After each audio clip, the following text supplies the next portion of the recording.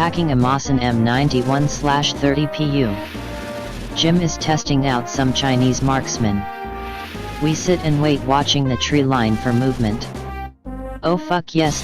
MP3. See something along western side. Hedge line. Looks large. Meet.gif. Get Jim to take first shot. His scope is better. Extremely loud. Go deaf. Recoil was insane. Jim is in shock. Look through scope. No movement. Wait, what's that? See hair and pink skin. Oh shit. Bat, we shot a person. Fuck me. Keep looking. Holy fucking shit. This massive fucking jumble of flesh comes rocketing out of the bush, heading east. I can barely keep track of it. It looks like a weird pink blur. The thing pivots and is now rocketing towards us. I load my Mosin as fast as I can. My hands are really fucking cold. This is how I die. Exe. Jim readies rifle. Thing trips and topples, losing momentum. The thing quivers and shakes like jello. Now that it's still, we can see that it's this giant, flesh-colored mess of human bits. Like it has limbs for hair. But it also has hair. At this point, the thing is still pretty far away. Also, pretty sure that this is a fetish for someone. It starts to get up. Nope, piece of much nope. DLL. We bolt the fuck back to the cabin with this thing in the distance. The thing starts howling, really fucking loud. We can still hear it when we get to the cabin. What the fuck is going on anon? Dave, you ignorant fool. We barricade the door and fast for 2 days before boyfriend and his ham hooker come back. Jim and I haven't told anyone what we saw. Haven't even talked to each other. We also got really fucking mad at boyfriend and his fucking beef baby. So, sound like anything you guys have heard, or were we just stoned out of our minds and can't remember? My theory is that it is a fleshgate/skinwalker that tried to imitate the land whale, but didn't finish the transformation because the land whale's too fat to skin properly, and that she left. It probably thinks if it can nab Queen Lardass it can survive the next 5 winters without hunting any other critters.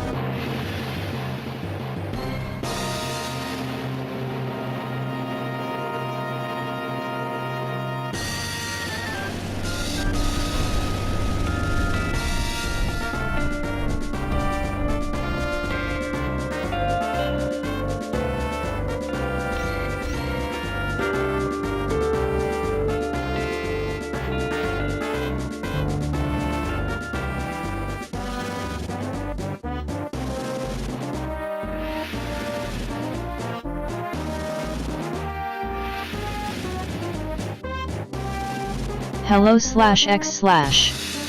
After a lot of thinking, and a couple of drinks, I have finally decided to share some of my experiences.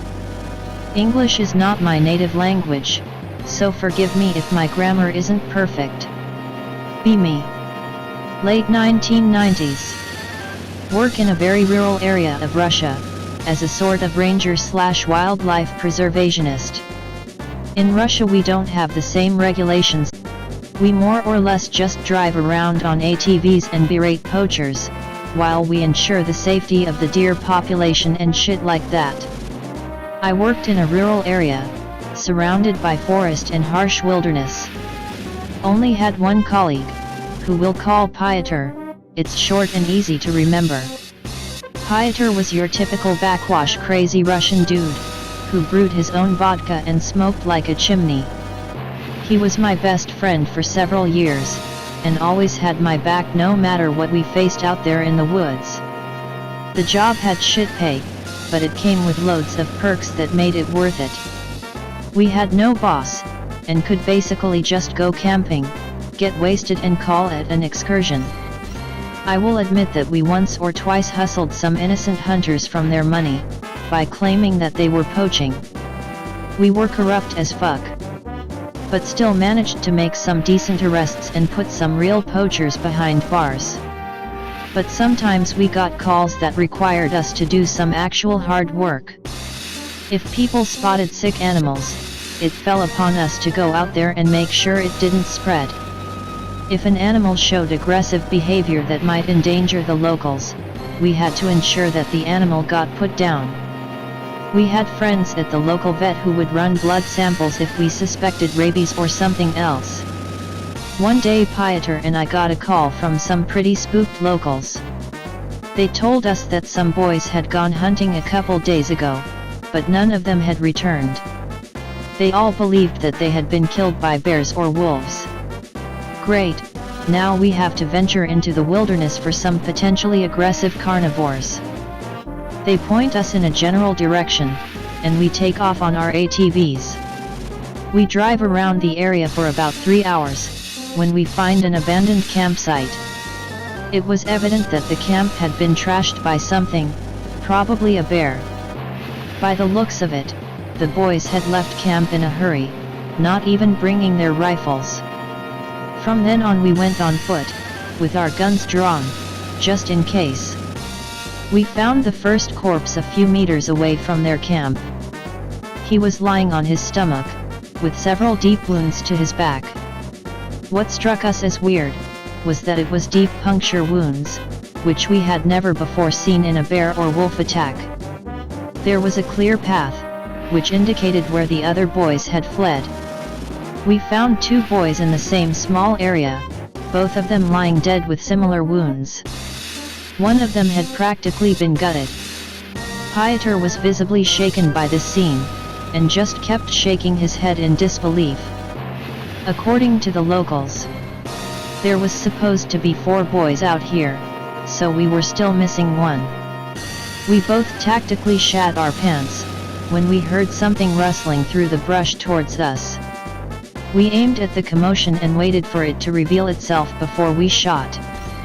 I almost dropped my rifle when it emerged from the dense bushes. It was a red stag, with the mangled remains of the 4th boy stuck in its antlers. It had trouble holding its balance under the weight of the boy, but still bellowed aggressively, as if it was about to charge us. Pieter was the first to snap out of the shock, and started lighting the fucking thing up. Upon further inspection we noticed that its antlers were worn down and broken. It had put an excessive amount of force behind each of its charges, breaking its antlers on the poor boys. The reason the 4th boy was stuck in the antlers, was because the damn thing had practically torn through his rib cage. We couldn't separate the boy from the antlers, so we had to bring the head with us. It was one of the most messed up rides home, with the cargo of several corpses tied to the back of our ATVs.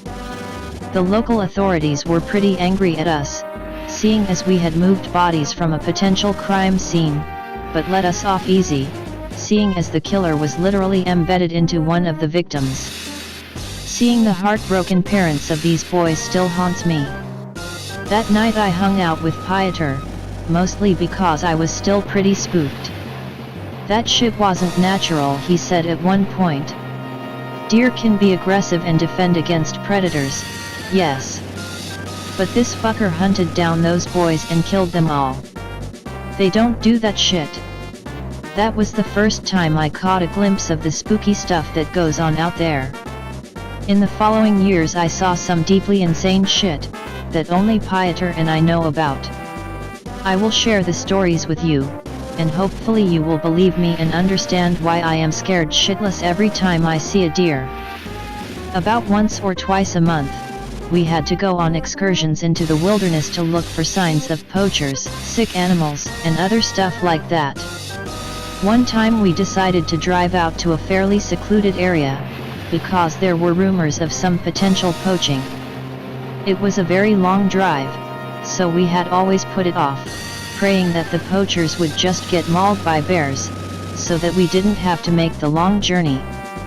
We had to drive for about 15 hours, before the terrain became too difficult for the ATVs to handle. We had to walk the rest of the way, which meant we had to camp out. I was pretty uneasy when night came.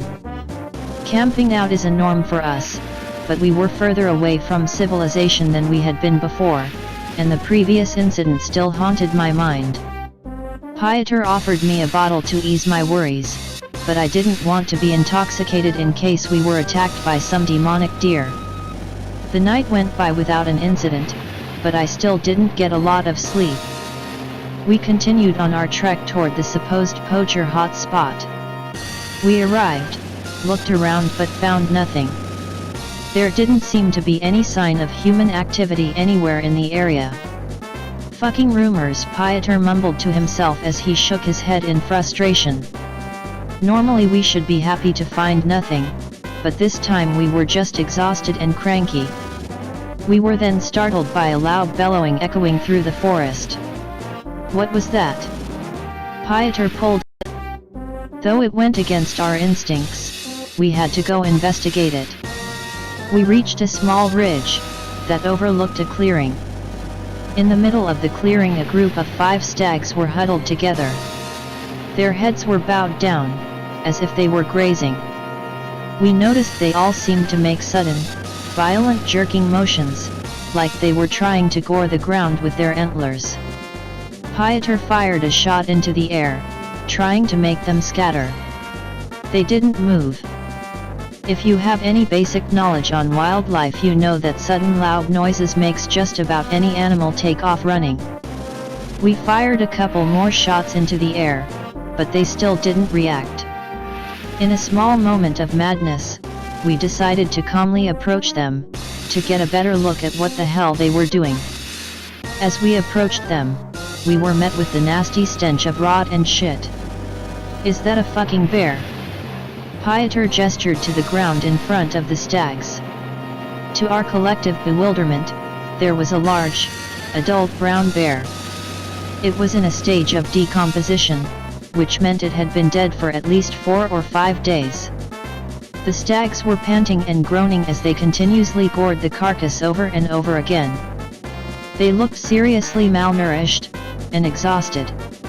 The bear's body was completely ripped apart, except for the head, which they for some reason had left completely unscathed. We stood frozen to the ground, as we watched this horrible scene unfold. How did they take down a bear? How the actual fuck is that possible? I asked Pieter. He shook his head in disbelief, as he raised his rifle and shot one of the stags. He later explained that he wanted a blood sample.